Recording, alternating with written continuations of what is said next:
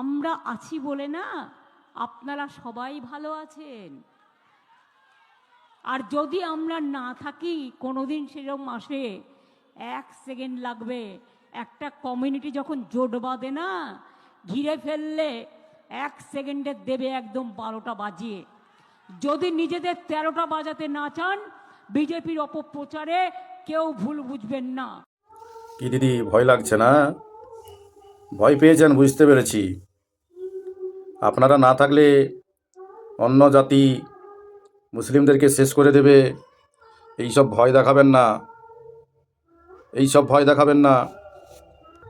বিজেপির ভয় দেখিয়ে মুসলিম সমাজের ভোট অনেক পেয়েছেন, অনেক দিন রাজত্ব করেছেন। আচ্ছা দিদি, আপনার অস্তিত্ব তো পশ্চিমবাংলার বাইরে কোথাও নেই, তাহলে মুসলিম জাতি কি শেষ হয়ে গেছে? বেঁচে আছে, অন্য বস্ত্র বাসস্থান সবই নিয়েই আছে। এটা বাংলার মানুষ বুঝতে পেরেছে আপনার নাটক। এসআইআর হবে না আপনি বলেছিলেন, আমি বেঁচে থাকতে এসআইআর হবে না, তাহলে আপনি বেঁচে থাকার পরেও কেন এসআইআরটা হলো? মুসলিম সমাজের অধিকাংশ মানুষের নাম কেন বাদ গেল? 60 লক্ষ মানুষ এর নাম কেন বাদ গেল? তার কৈফিয়ত আপনাকে দিতে হবে।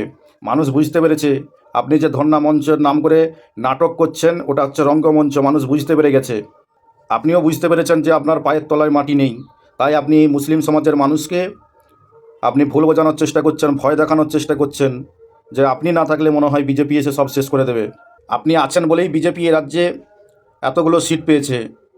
আপনি একটু পেছনের দিকে তাকান, 34 বছর বামফ্রন্ট সরকার ছিল, বিজেপি ছিল না, বিজেপি এত ছিল না।